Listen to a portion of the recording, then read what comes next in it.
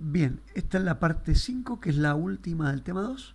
Acá vamos a discutir la ecuación de continuidad a partir de la aplicación del teorema de transporte de Reynolds a lo que es la propiedad masa. Y acá doy unos detalles de conservación de especies, que es transporte de masa difusivo. No lo vamos a estudiar en el tema, solo he dado unos detalles para que entiendan lo que en algún momento dije que era la diferencia entre convección y difusión. Si a alguno le interesa, ahí están los desarrollos, pero no es de interés de la cátedra. Y finalmente lo que sí pongo en la última transparencia es una advertencia con respecto a la ecuación de energía que se va a ver en el tema 2.2. Bueno, hemos visto el teorema de transporte de Reynolds, lo hemos aplicado a varias propiedades B, y entre ellas habíamos hablado de que una de las propiedades B era la masa, por lo tanto la masa por unidad de masa, que era la propiedad intensiva, era 1, y acá vamos a volver sobre el tema en detalle para desarrollar la ecuación de continuidad. Entonces siempre indicamos que estamos pasando de sistema a estudiar volúmenes de control a través del teorema de transporte de Reynolds. Entonces habíamos obtenido esta ecuación de forma general, y ahora lo que vamos a decir que B es la masa y B es la masa por unidad de masa. Entonces ya hemos dado ejemplos, pero vamos a repetir con un poco más de detalle qué pasaba con la masa. Habíamos dicho que si teníamos velocidades que eran inferiores a la relativista, muy por debajo, teníamos que esto debería cumplirse para el sistema, y teníamos distintas opciones, entre ellas, por ejemplo, plantear de que si el volumen de control era fijo, no hay velocidad relativa, y esto me queda como estoy indicando acá. Podía intercambiar el operador de derivada parcial. Entonces, si era estacionario y la densidad no dependía del tiempo, esto se igualaba a cero, por lo tanto la integral de volumen era nula. Entonces, en el caso de flujo compresible, si ahora la densidad no es función del tiempo, pero sí es función del espacio, pero el volumen de control es fijo, vemos que también esta integral se anula y me queda que la integral de superficie, acá no puedo sacar la densidad afuera de la integral porque va a depender de en dónde estoy parado. Entonces, siempre que tenga un flujo estacionario, el balance de flujo es el que se compensa en función de que puede, si la densidad es constante, cambiar solo la velocidad porque cambia el área, o bien si la densidad ahora no es constante, tiene que verse cómo cambia la densidad en función de la velocidad para que esto, el flujo neto, sea nulo, que es lo que de alguna manera está resumido en este recuadro. Entonces, si además de flujo estacionario es unidimensional, tanto en la entrada como en la salida, fíjense que hay un único valor de velocidad representativo en cada una de las secciones, pero diferente entre la entrada y la salida, y ese es mi volumen de control, directamente llegamos a la expresión de lo que ustedes decían, lo que entra es igual a lo que sale en términos de flujo másico. Si la densidad fuese constante, estaríamos hablando de lo que entra igual a lo que sale en términos de flujo volumétrico. Para el flujo másico, las unidades son kilogramos segundo en el sistema internacional, y estas son unidades del sistema británico. Si ahora las entradas y salidas no fueran unidimensionales, hay que integrar la integral de superficie, hay que resolverla, y necesitaría la función esta para poder resolver la integral. El volumen de control sería el mismo, pero ahora necesitaría, supongamos que la densidad fuera constante, pero tendría que tener la relación de cómo cambia C con el área para poder resolver esta integral.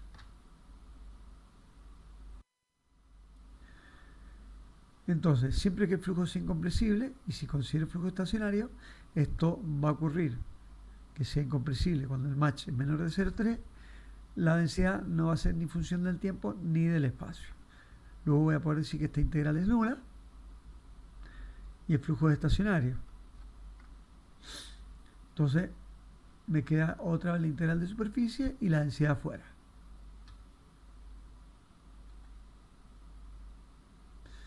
Entonces fíjense que acá este sería el principio de conservación para flujo que sea estacionario y que el sistema, que el volumen de control fuera fijo. Si no fuese estacionario, tendría que aparecer la integral de superficie, de volumen, perdón. Entonces, en el caso de que es estacionario, y en términos de flujo volumétrico, es lo que ustedes ya conocen. Unidades, metros cúbicos segundo, para el sistema internacional, para el sistema británico, la que ven ahí. Lo mismo, si las entradas y salidas no son unidimensionales, tengo que pasar a resolver esta integral y tengo que conocer la ley de variación de la velocidad con el área.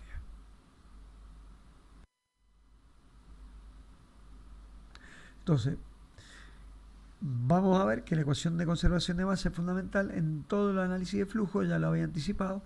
Si tengo que hacer un análisis de las fuerzas que intervienen para que un flujo se mueva de cierta forma, para que un fluido se mueva de cierta forma, tengo que necesariamente utilizar la conservación de masa también en el análisis.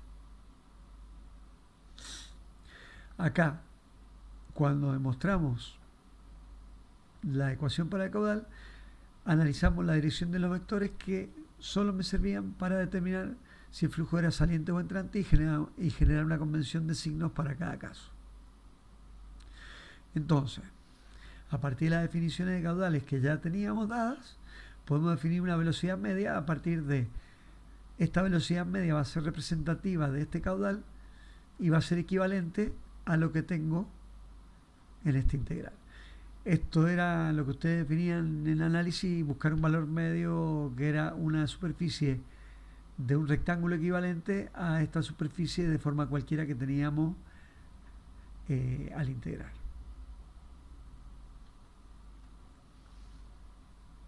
Veamos entonces que siempre debo comprobar el balance de masa en cualquier análisis de fluidos que yo haga. Si esto no se cumple, los resultados no son realistas o directamente están mal. Bien, vamos a plantear a partir de la definición que hemos dado para caudal volumétrico, qué pasa cuando el flujo es incompresible y si yo analizo qué pasa en esta sección, a partir de una velocidad dada, yo puedo aplicar la ecuación y decir lo que ustedes ya decían, de que si la sección aumenta acá, la velocidad necesariamente tiene que disminuir para que esta ecuación se cumpla entre la sección 1 y la sección 2.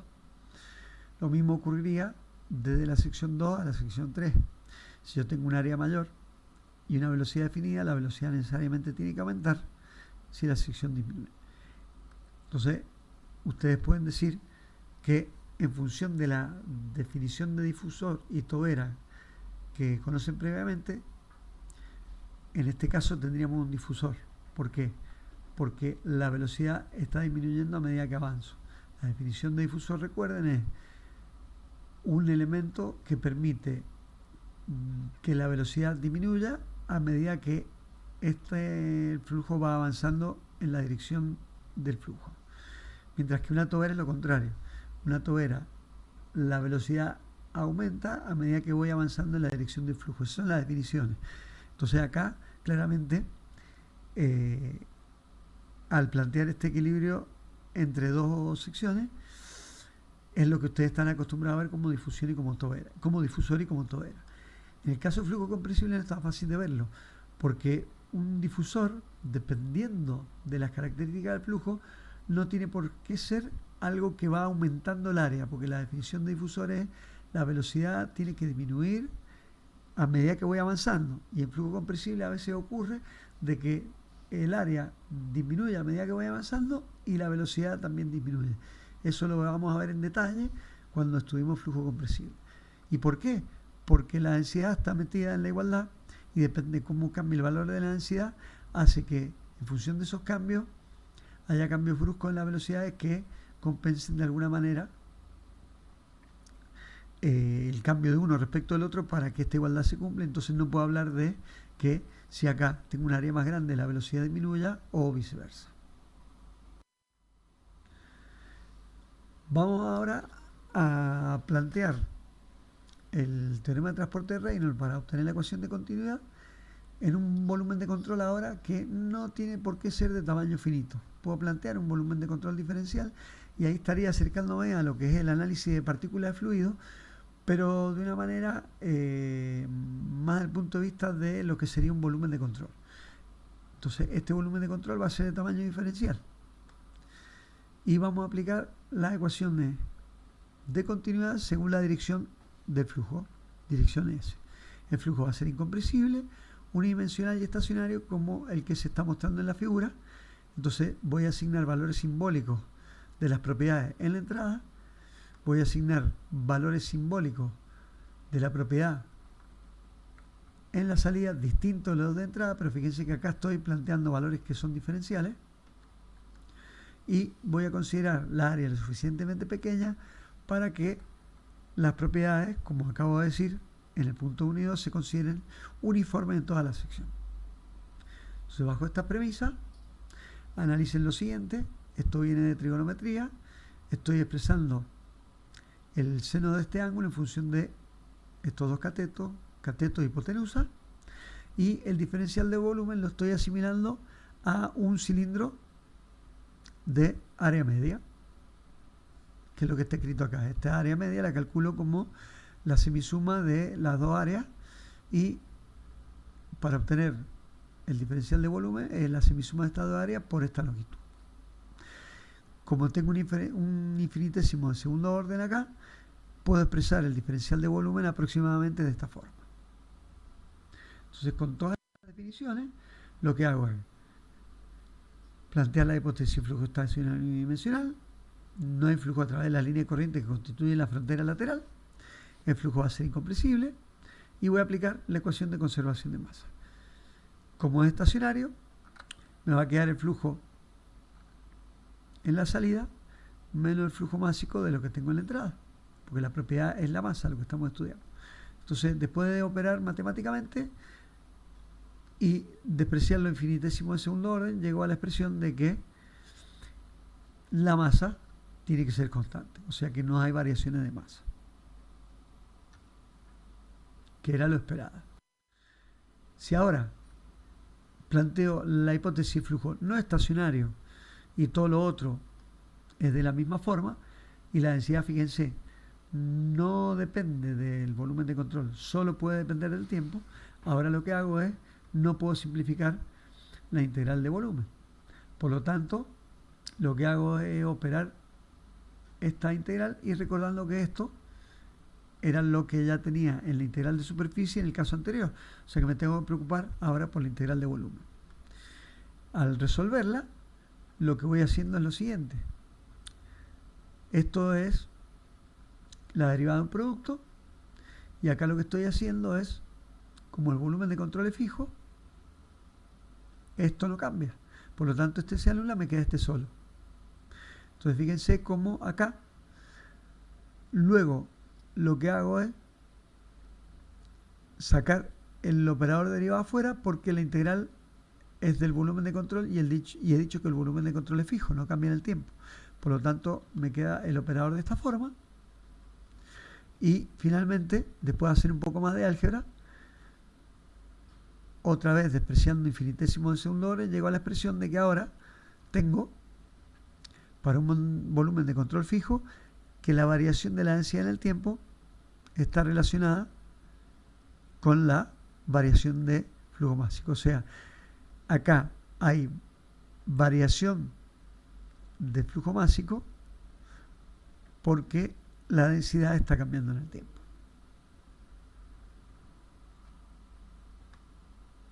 Entonces, si ahora el volumen de control fuese deformable, este término no lo podría haber simplificado y tendría que haber hecho este análisis completo y trabajar con estos dos términos en vez de este solo.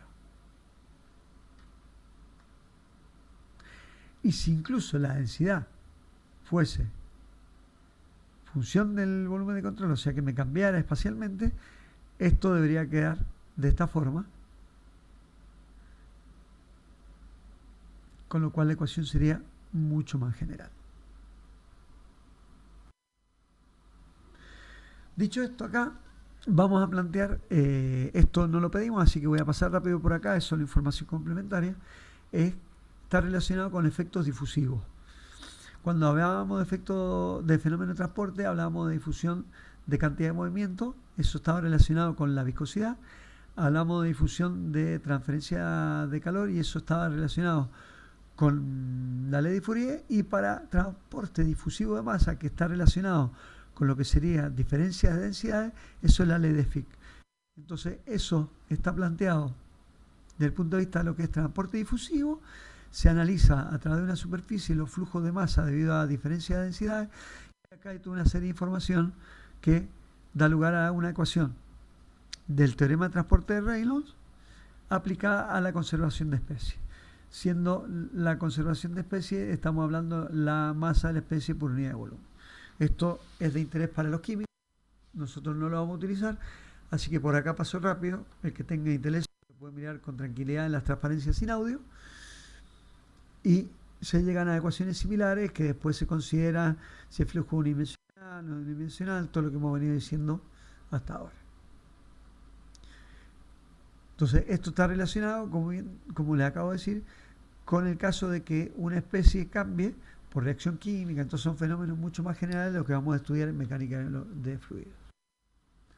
Finalmente, lo que quiero mostrar aquí es algo que va a insistir la cátedra en que hay mucha relación entre lo que es termodinámica y con todos los conceptos previos que ya tienen que tener claros por haber cursado y rendido termodinámica, con lo que vamos a ir desarrollando en mecánica de fluidos.